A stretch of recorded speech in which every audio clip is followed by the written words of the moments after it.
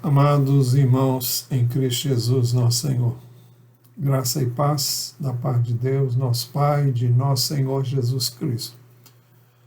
Antes de mais nada, queremos que você ore, pedindo a Deus que dê a você ouvidos para ouvir, entendimento para entender, enfim, para você compreender com a ajuda dEle a palavra que queremos também, com a ajuda dele, ministrar nesta ocasião. Vamos pedir então isso ao Senhor. Ore para que Deus fale a todos quantos ouvirem esta palavra também. Senhor, nós buscamos a Tua face, estamos conscientes de que necessitamos de Ti. Pedimos que Tu venhas ao nosso encontro, e que o Senhor nos abençoe através do que vamos trazer nesta ocasião.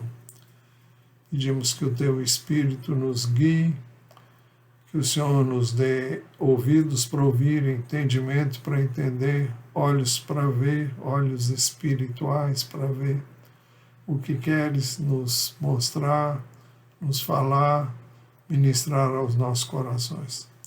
Fala de modo que ouçamos e entendamos, e ajuda-me a ser fiel na transmissão da Tua palavra, em nome de Jesus. Amém. Muito bem, nós vamos dar, com a graça de Deus, continuidade ao que estamos ministrando. Nosso tema tem sido relacionamentos, e hoje vamos dar continuidade ao que já começamos na última semana, que foi relacionamentos com o sexo oposto. O que estamos ministrando é do interesse de todas as faixas etárias, desde os adolescentes até as pessoas mais idosas. Talvez você pense, eu já ouvi isso antes.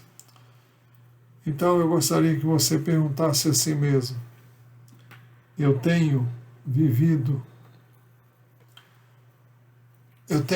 na prática o que está sendo e será ainda exposto hoje? Segundo, eu tenho aplicado essas verdades no meu relacionamento com o sexo oposto? E, em terceiro lugar, se você é alguém mais maduro, tem mais experiência e é pai, pergunte a si mesmo: tenho ensinado estas verdades aos meus filhos ou até mesmo aos meus netos? Então vamos lá. Estamos vendo como deve ser o seu relacionamento com o sexo oposto, nas amizades, no namoro, no casamento. Já vimos primeiro, você deve aprender como viver e agradar a Deus. 1 Tessalonicenses 4, versículo 1 diz assim: finalmente, irmãos, pedimos a vocês e os exortamos no Senhor Jesus que, assim como aprenderam de nós a maneira como devem viver e agradar a Deus, e efetivamente o estão fazendo. Em segundo lugar, vimos que você deve crescer no propósito de viver a fim de agradar a Deus. O versículo 1 diz assim: como devem viver e agradar a Deus, e efetivamente o estão fazendo. Vocês continuem progredindo cada vez mais. Terceiro, vimos que você deve viver e agradar você viver e agradar a Deus, você precisa conhecer a sua vontade. Por isso que os versos 2 e 3 dizem assim: porque vocês sabem quantas instruções demos a vocês da parte do Senhor Jesus, pois a vontade de Deus é a santificação de vocês. Em quarto lugar, vimos que para você viver e agradar a Deus, você precisa abster-se da imoralidade sexual, pois a vontade de Deus é a santificação de vocês, que se abstenham da imoralidade sexual. 1 Tessalonicenses 4:3. Isso inclui todo tipo de ato sexual ilícito, inclui todo tipo de perversão sexual. Em quinto lugar, para você viver e agradar a Deus, você deve saber controlar o seu próprio corpo. 1 Tessalonicenses 4:4 diz que cada um de vocês saiba controlar o seu próprio corpo em santificação e honra. E vimos também, em sexto lugar, que para você viver e agradar a Deus, deve relacionar-se com a sua própria mulher de maneira santa e honrosa. O mesmo verso pode ser assim traduzido, que cada um de vocês aprenda a viver com sua própria mulher em santificação e honra. E vimos também que para um relacionamento conjugal em santificação e honra, não é num relacionamento conjugal em santificação e honra, não há espaço para as práticas sexuais ilícitas. E uma das que mencionamos aqui foi o que está registrado em Romanos 1:26. Por causa disso, Deus os entregou a paixões vergonhosas. Até suas mulheres trocaram suas relações sexuais naturais por outras contrárias à natureza. Vimos que tudo aquilo que contraria a natureza é ilícito, como é o caso do sexo anal que nós vimos na última vez. Em sétimo lugar, para você viver e agradar a Deus, deve conseguir esposa em santificação e honra. O mesmo verso permite ser assim traduzido, que cada um de vocês aprenda a conseguir esposa em santificação e honra. Como se consegue uma esposa? Como se consegue um marido? Você deve conseguir esposa ou marido através de um relacionamento sadio, santo, sem imoralidade. Que cada um de vocês aprenda como conseguir esposa em santificação e honra.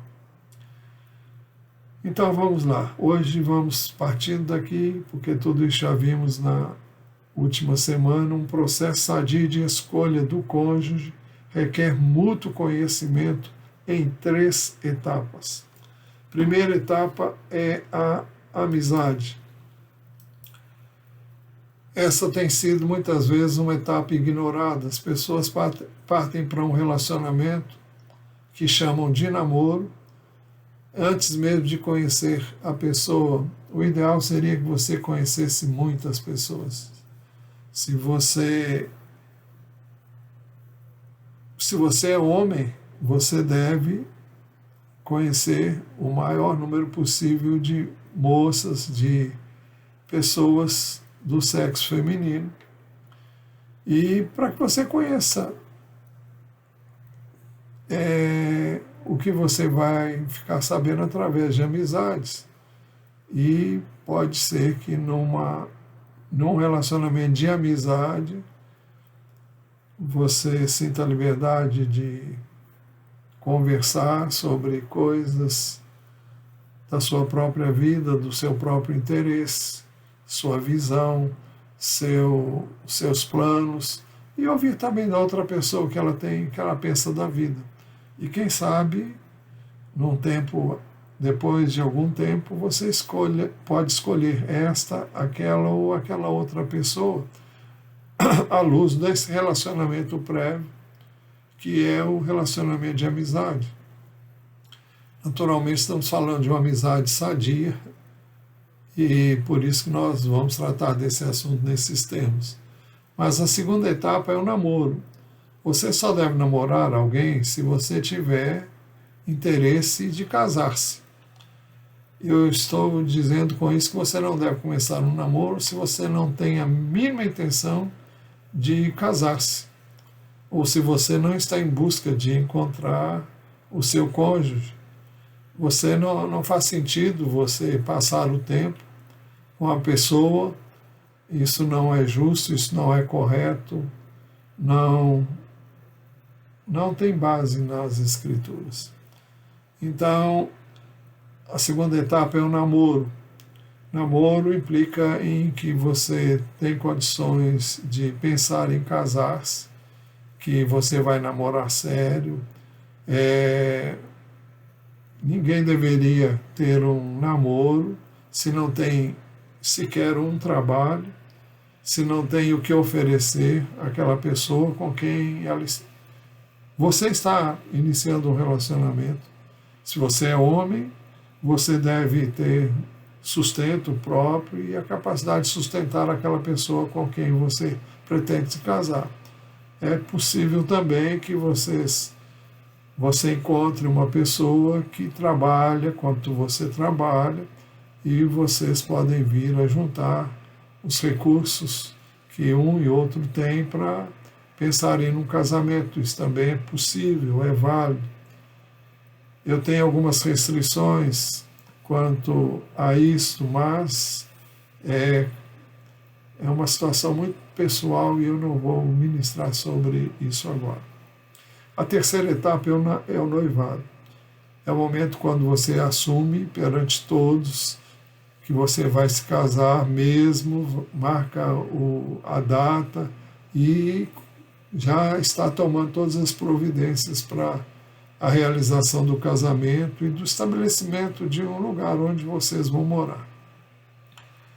Mas o processo de mútuo conhecimento sadio requer alguns critérios. Primeiro critério, você deve buscar viver em santidade e honra. Que cada um de vocês aprenda como conseguir esposa em santificação e honra. Então, o que nós já vimos anteriormente, no verso 3 deste mesmo trecho das Escrituras, é que a vontade de Deus é a santificação de vocês, que se abstenham da imoralidade sexual. No relacionamento com o sexo oposto, no contexto da amizade, também você deve se abster da imoralidade sexual. Quando você inicia um namoro, pensando em casamento, é importante que todas as duas partes estejam namorando com esse propósito. E então é importante que você tenha consciência de que você deve abster-se da imoralidade sexual.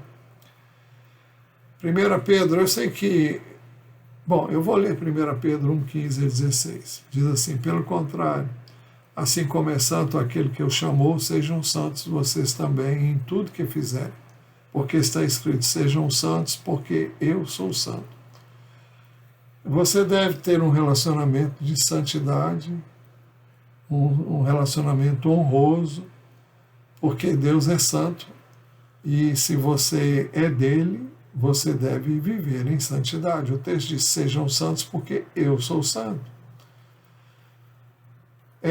Então você deve, quando iniciar quando iniciar um relacionamento com vistas a um casamento, isso se faz no namoro. Não faz sentido você namorar para passar tempo. Isso é injusto. Isso não é algo que se faça com quem quer que seja. Nós não podemos brincar com sentimentos de quem quer que seja. Então, o namoro não é para passar tempo, não é para nenhuma outra razão, senão para vocês se conhecerem cada dia mais profundamente na área intelectual, ver se vocês têm afinidade. Na área intelectual, vocês têm os mesmos alvos, os mesmos objetivos, têm planos idênticos. Se vocês também encontram afinidade, principalmente na área espiritual, saber o que a pessoa pensa sobre as mesmas coisas que você pensa, em termos da palavra de Deus. É importante que a pessoa tenha a mesma fé, tenha o mesmo propósito, queira uma vida de santidade, de pureza, de retidão, de verdade, de transparência. Enfim, você só pode buscar alguém assim se você tiver a sua vida pautada por estes princípios, que não são outros senão aqueles que devem reger a vida do cristão genuíno, à luz do ensino de Jesus. Mas o processo de mútuo conhecimento sadio requer alguns critérios. O segundo critério, você não pode se dar a paixões e desejos desenfreados da carne. 1 Tessalonicenses 4, 4 e 5 dizem assim estes versos: que cada um de vocês aprenda como conseguir esposa em santificação e honra, não com desejos imorais, como gentios que não conhecem a Deus. Já tivemos a oportunidade de falar bastante sobre a imoralidade. O significado da palavra porné, ela abarca todo tipo de relacionamento sexual ilícito, seja ele pervertido ou não, um relacionamento saudável, sexualmente falando, só deve ser viável dentro do casamento. Fora do casamento, todo e qualquer relacionamento sexual de qualquer natureza, ele é imoral, ele é inaceitável do ponto de vista da palavra de Deus. A nova versão internacional traduz assim esse mesmo texto, verso 5. Não com paixão de desejo desenfreado como os pagãos que desconhecem a Deus. Quem tem um relacionamento dado a paixões desenfreadas são aqueles que desconhecem a Deus. Quando falamos sobre isso, devemos lembrar que o padrão do mundo não serve para nós. É muito comum as pessoas se dizerem apaixonadas umas pelas outras e elas vão logo tendo intimidade, beijando, abraçando-se, afagando-se, para não dizer outras coisas, não é? E quem procede assim são aqueles que desconhecem a Deus. E eles são descritos na Epístola aos Efésios, capítulo 4, a partir do verso 17, onde nós lemos assim: isso, portanto, digo e no Senhor testifico, não vivam mais como gentios que vivem na vaidade dos seus próprios pensamentos. Ou seja, você não deve fazer aquilo que vem na sua cabeça, porque não é assim que o cristão rege a sua vida. Ele fala deles, continua falando deles, tendo o seu entendimento obscurecido, separados da vida que Deus concede por causa da ignorância em que vivem, pela dureza do seu coração. Tendo se tornado insensíveis, eles se entregaram à libertinagem, para, de forma desenfreada, cometer todo tipo de impureza. Então é assim que os que não conhecem a Deus agem. Mas o texto continua dizendo: mas não foi assim que vocês aprenderam de Cristo, se é que de fato ouviram falar dele, e nele foram instruídos segundo é a verdade em Jesus. Então, estes desejos desenfreados, dar espaço para esse tipo de procedimento, não é uma atitude que vai abençoar a sua vida. Não é uma questão de proibir simplesmente por proibir. Quando Deus estabelece o seu padrão, estabelece a sua maneira como Ele deseja que nós vivamos, quando Ele estabelece a maneira como Ele quer que nós vivamos, não é para nenhuma vantagem para Ele. Ele faz isso para que eu e você tenhamos no futuro, dentro do casamento, um relacionamento saudável, bom, que não cause nenhuma tristeza nem frustração. Isso não quer dizer que todo casamento vai ser a tábua de salvação dos cônjuges. Não. O casamento é a união de duas pessoas limitadas, frágeis, que precisam de Deus e devem buscar a Deus para viverem o melhor desse relacionamento. Mas o casamento não traz solução para todos os problemas que nós temos neste mundo. Nós temos que ter consciência de que, ao nos casarmos, estamos casando com uma pessoa que é tão limitada quanto a outra. Você deve saber que a outra não é perfeita, assim como você também não é perfeito. Já falamos um pouco sobre isso na última vez. O processo de mútuo conhecimento sadio requer alguns critérios, e o terceiro critério é que você não pode aproveitar-se de ninguém no trato com o sexo oposto. O verso 6 diz que nesta matéria ninguém ofenda nem defraude. Ofenda ou defraude. Você pode pensar que se você tiver determinadas liberdades, que você não está ofendendo, porque afinal você pensa, eu amo essa pessoa e ela também me ama. Bom, isso não justifica.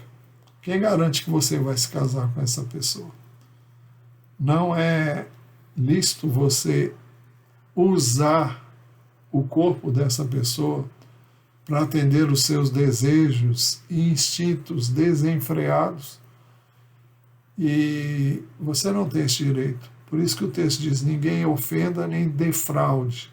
Defraudar é enganar o seu irmão ou a sua irmã. A NVI diz assim, neste assunto, ninguém prejudique seu irmão, nem dele se aproveite. É muito fácil, principalmente o homem, ele vai indo pelas beiradas, põe a mão aqui, põe a mão ali, e de repente ele consegue envolver a mulher, a moça, de tal modo que ela se deixa levar pelos seus encantos e pela maneira como ele se aproxima dela com sedução. Promete 1000 coisas, movido muito mais pelo desejo de aproveitar-se dela do que de qualquer outra maneira, de qualquer outra coisa. Mas a mulher também pode fazer isso, pode fazer não. Muitas fazem assim. Elas sabem como seduzir o homem e pensar que isso vai fazer com que ele goste muito mais dela. É um engano muito grande, porque não é por aí. A menos que você não seja do Senhor aí, mas se você é do Senhor, Deus não vai aprovar esse caminho. A versão Almeida revisada da imprensa bíblica brasileira diz assim, ninguém iluda ou defraude nisto a seu irmão.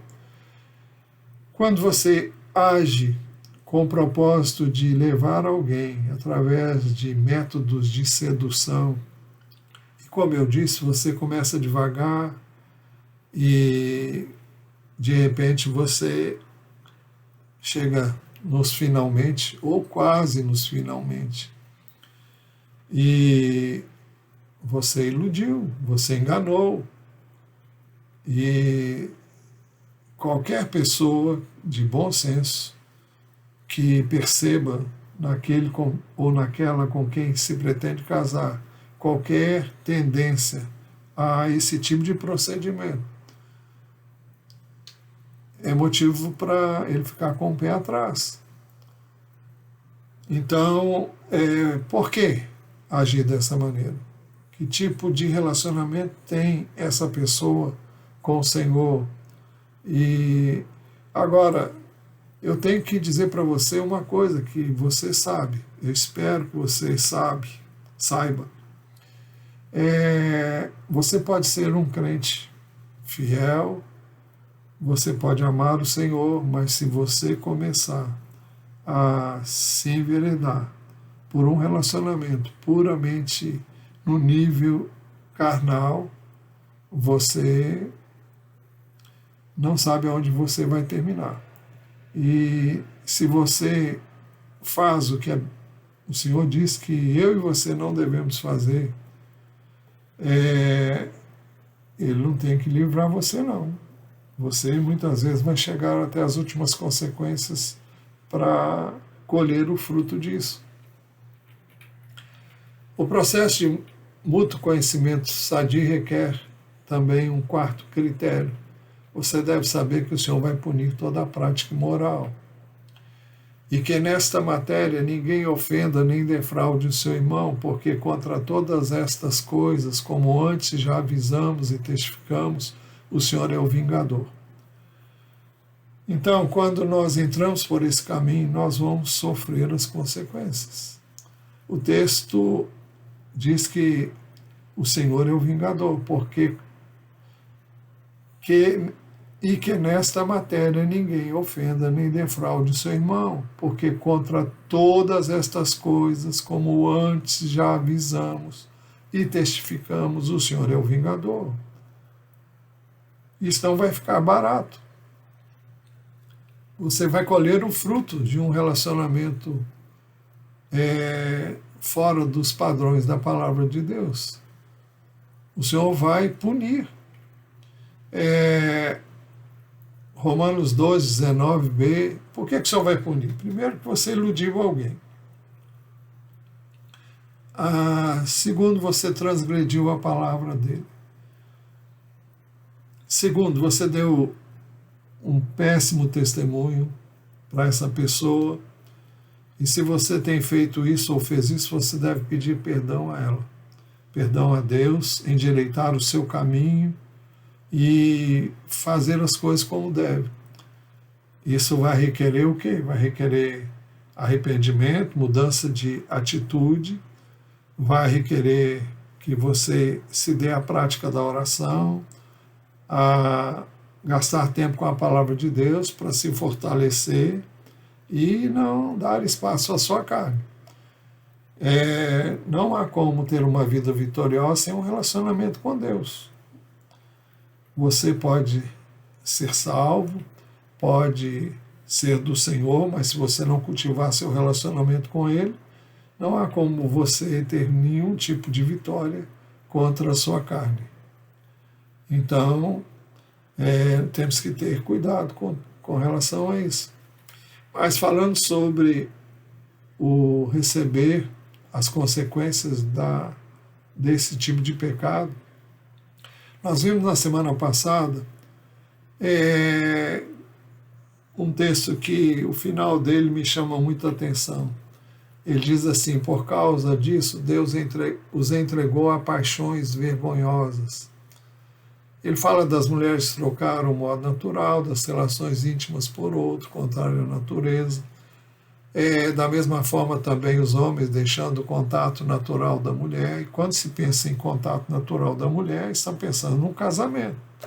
Se inflamaram mutuamente em sua sensualidade, cometendo indecência, homens com homens. E agora veja o que diz o final. Esse final diz assim: recebendo em si mesmos a merecida punição do seu erro. Você vai dizer, mas é nestes casos. Toda vez que você comete algum ato imoral, você está correndo este risco, recebendo em si mesmo a merecida punição do seu erro. Qual é a punição? Vamos falar já sobre isso. Gálatas 6, 7, 8 diz assim: não se engane, de Deus não se zomba, pois aquilo que a pessoa semear, isso também colherá. Quem semeia para a sua própria carne, da carne colherá corrupção, mas quem semeia para o Espírito, do Espírito colherá a vida eterna. Quando um relacionamento se desenvolve no nível puramente carnal, onde se tem intimidade, ainda que não se chegue às últimas consequências, mas mesmo que isso não chegue a esse ponto, você vai pensar nessa pessoa: olha, se ele agiu assim comigo, ele pode agir com qualquer pessoa. Sementes de insegurança na relação vão ser semeados. Além do mais, você acaba não conhecendo a pessoa com quem você desejava se casar, porque à medida em que você intensifica o seu relacionamento na área carnal, na medida em que você caminha para essa direção, você não desenvolve a área espiritual, você não desenvolve a área de identidade intelectual, social, emocional, Enfim, você não conhece a pessoa. Você está simplesmente lidando com ela num nível que não vai lhe oferecer nenhuma possibilidade de você conhecer essa pessoa. O que acontece depois? Você vai descobrir que você casou com uma pessoa que você não conhecia. Ah, eu não sabia que você era assim. Ah, se eu soubesse que você agia dessa maneira, eu não queria casar com você. Isso a gente ouve isso a vida toda de muitas pessoas que entraram por esse caminho. Então, a tendência depois vai ser tornar a vida do outro um inferno. Porque quando você não conhece uma pessoa e você se casa com ela, você vai tentar mudá-la para que ela se ajuste ao que você acha que ela devia ser. E ela também vai tentar fazer a mesma coisa com você. Resultado disso é que quem vê o outro tentando mudar, se alguém tenta mudar você, o recado que essa pessoa está dando é o seguinte: eu não consigo amar você como você é. Dessa maneira você está rejeitando a pessoa exatamente como é.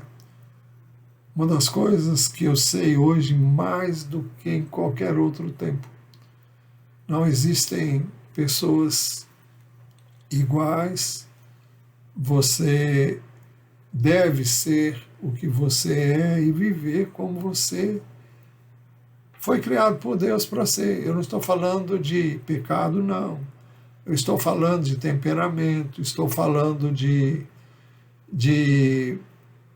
N fatores que vão influir e afetar o seu relacionamento num contexto conjugal. Então, é importante que você conheça a pessoa para saber conviver com ela na família dela, ela conviver com você na sua família. É preciso que ela conheça detalhes íntimos, não sexuais, íntimos de gosto, de alvos, de objetivos, de planos, de propósitos, para ver se a outra pessoa tem identidade com você ou não. Não existem duas pessoas iguais, mas é importante que vocês se conheçam, aceitem-se mutuamente e amem-se sabendo que o que a outra pessoa é, o que ela pensa.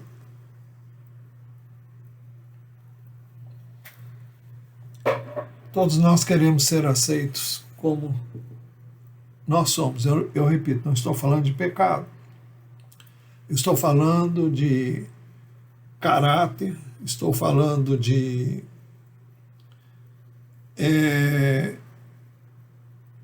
valores. É importante que a pessoa conheça você para poder amar você. É possível amar qualquer pessoa?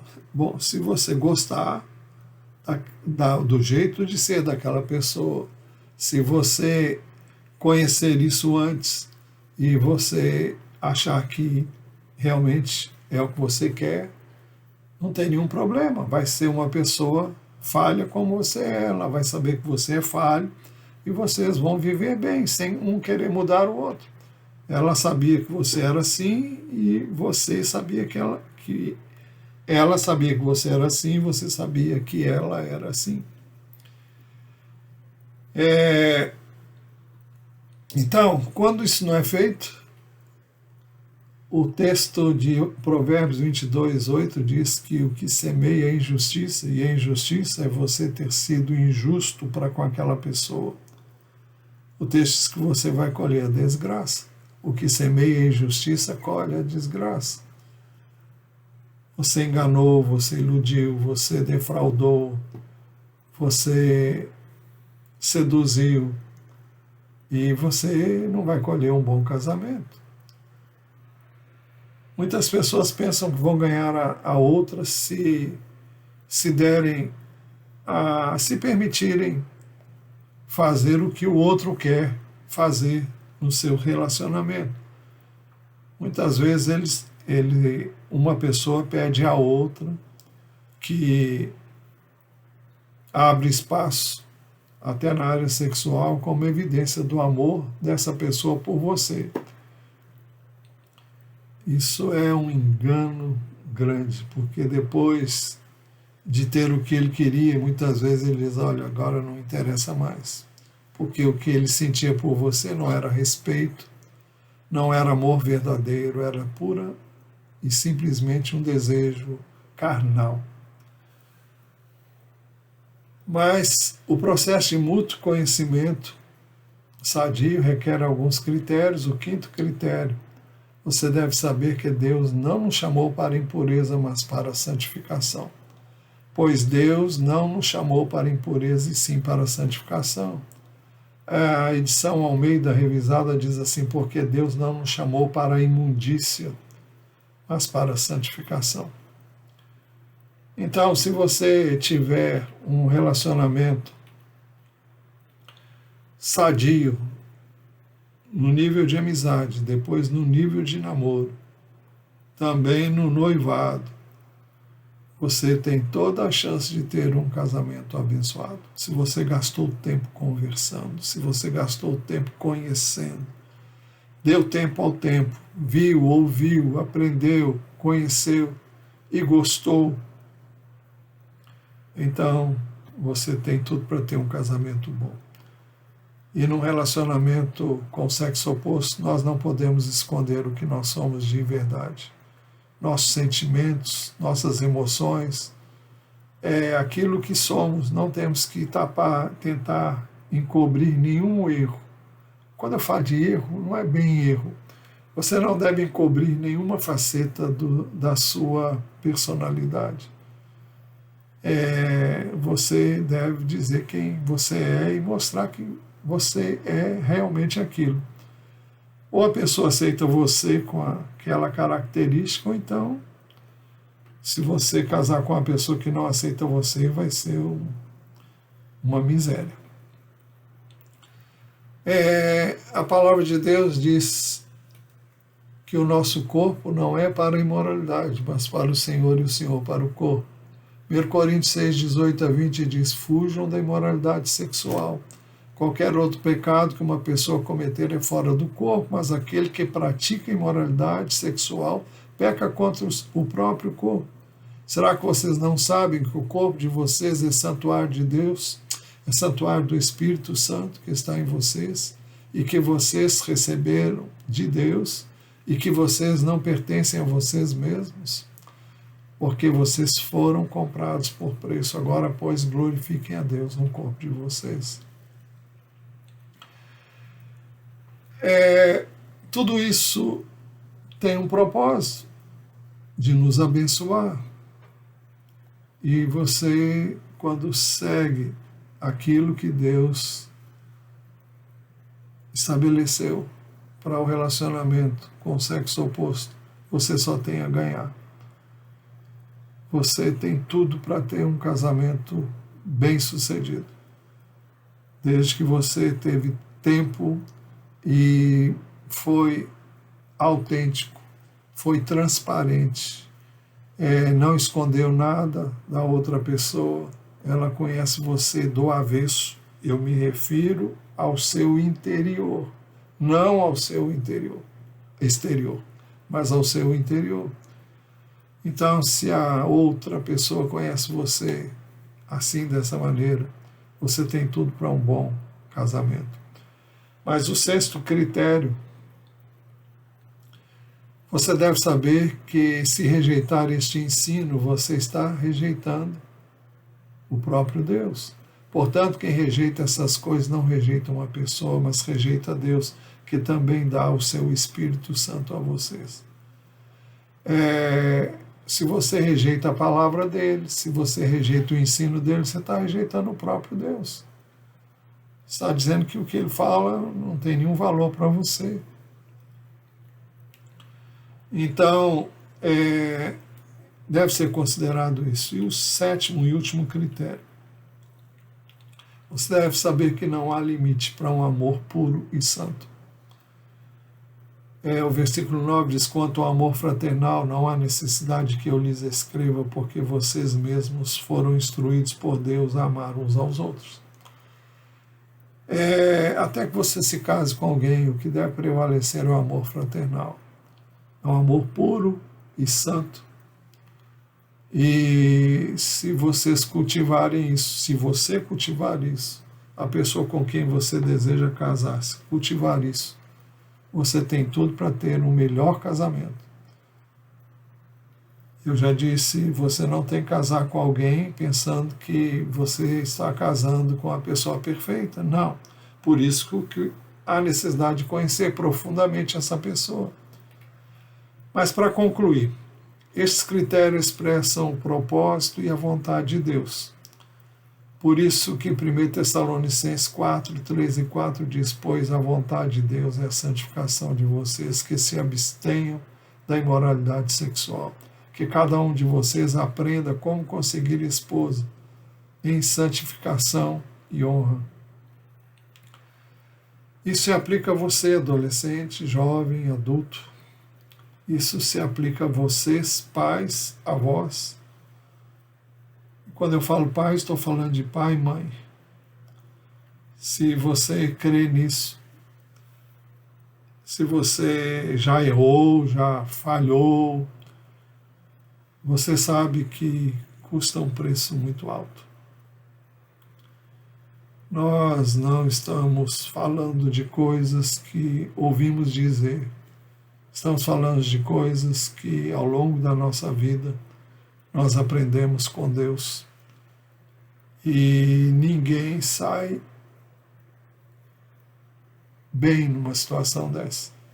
Deus pode restaurar? Pode. Deus pode perdoar? Claro. Ele conserta? Conserta.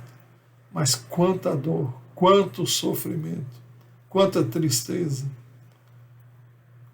O sofrimento é muito grande. E Deus vai permitir que você sofra as consequências do seu erro. Perdoar, Ele perdoa. Ele conserta, conserta. Mas você vai perder muito tempo, vai ter muita tristeza. Não estou profetizando mal para você, não. Só estou dizendo que não vale a pena correr o risco. Não é correr nenhum risco. É entrar por esse caminho que não é caminho bom, não. Que não vai ser bom, de forma alguma. Então, pense nessas coisas que temos falado e deixe que Deus fale ainda mais com você. Reflita sobre estas verdades e não as ignore sob nenhum pretexto. Vamos orar? Senhor, nós te damos graça pela tua palavra e pedimos que o Senhor a aplique em nossos corações para que possamos vivê-la no dia a dia, especialmente aqueles que ainda não contraíram casamento, não estão casados e podem ainda, em tempo hábil, refletir sobre estes princípios e se arrependerem e voltarem-se para o que é certo, o que te agrada, o que consulta os teus interesses. E consulta os teus interesses porque o Senhor deseja nos abençoar. Então, ajude cada um que de coração inteiro se rende a Ti e ajude para que os casamentos sejam realizados como o Senhor tem planejado e idealizado para cada um de nós. Que o Senhor seja glorificado por meio de Jesus e que o Senhor venha em socorro daqueles que hoje vivem situações difíceis como resultado de relacionamentos que o Senhor nunca quis para eles, nem para nenhuma pessoa que te conhece. Então vem ajudar, vem socorrer, vem usar de misericórdia, vem direitar e usa sobretudo de misericórdia. Nós te rogamos isto no precioso nome de Jesus. Pedimos que o Senhor abençoe o teu povo, que tu venhas em seu auxílio para guiá-lo, conduzi-lo, fortalecê-lo, renovar-lhe no espírito, na alma, no corpo. Senhor, dê proteção para o teu povo e o sustente com a tua graça. Nós oramos no precioso nome do Senhor Jesus. Amém. Que Deus abençoe ricamente a sua vida. Espero encontrá-lo logo mais no culto desta noite. Até lá.